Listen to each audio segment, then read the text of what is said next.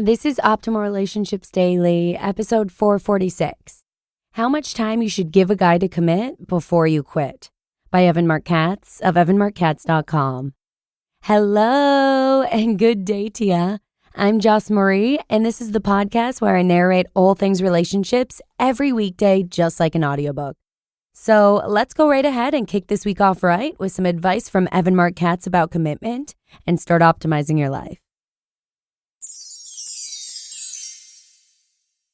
How much time you should give a guy to commit before you quit, by Evan Marc Katz of evanmarckatz.com.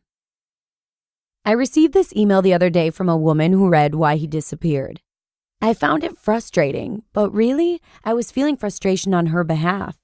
This woman is tearing her hair out because she doesn't know how to apply my advice, and her frustration is what spurred me to write today's post.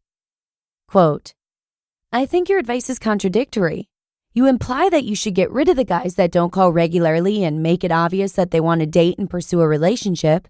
And yet in the book, you mentioned that you didn't take your wife on a proper date for the first 4 weeks and how great she was that when you did call, she was nice and said yes to whatever you proposed doing, and you ended up married, which is why women put up with flaky guys and bad behavior, holding out hope that it will change and turn into something serious, like your relationship. So which is it? Are you always nice when they call and say yes to the date? Or do you move on to the next guy because this one isn't making much of an effort? For some people, the 4 weeks turns into 4 months without them noticing, and by then they're in that pattern, and the behavior becomes acceptable yet unfulfilling, and it's too late to change it because you've been the nice, undemanding girl the whole time. Tanya. My first inclination was to defend myself. After all, I understand what I'm talking about. But if Tanya is finding this gray area to be a bit too gray, then I have to acknowledge that perhaps I can do a better job of explaining it. So let's take a real-life example, shall we? Janie is a client who signed up for Love You. I like Janie a lot. She's the type of client I'd be friends with in real life. Positive attitude, good sense of humor, understands men, and lets them be themselves. Which is why I wasn't at all surprised when she met a man only 2 weeks into our coaching sessions. What did surprise me is that after the initial chemistry rush, Janie settled into a low-intensity pseudo-relationship that didn't leave her at all satisfied. Like Tanya and my wife, she was trying to be the cool girl, but she took it too far.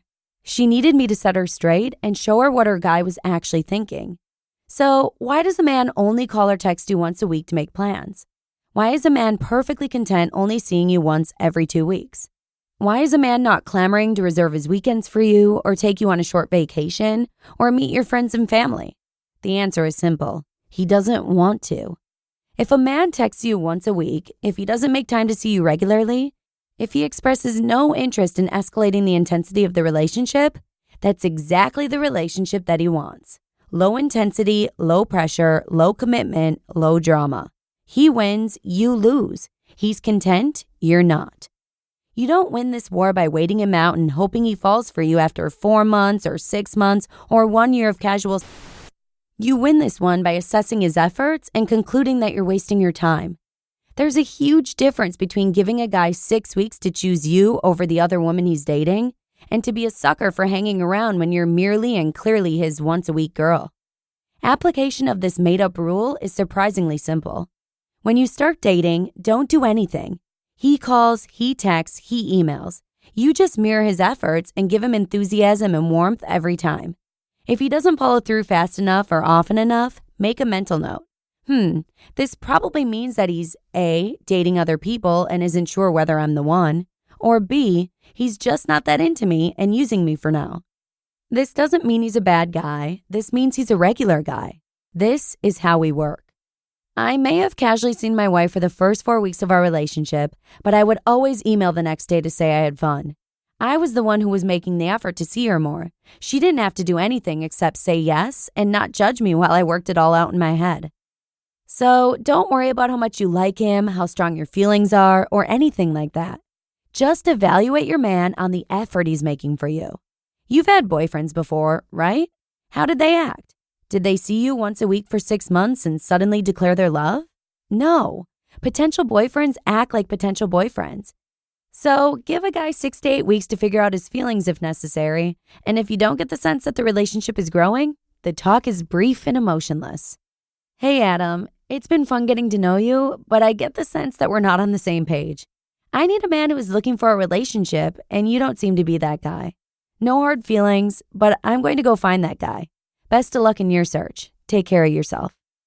You're free, and yes, it's that simple. If he values you, he'll fight for you. But chances are he'll know that you're right. He'll know he was using you. He'll know that his string of good luck has come to an end, and he'll let you go quite easily. When the relationship is growing, like it was for me in 2007, you may just have a moment like this.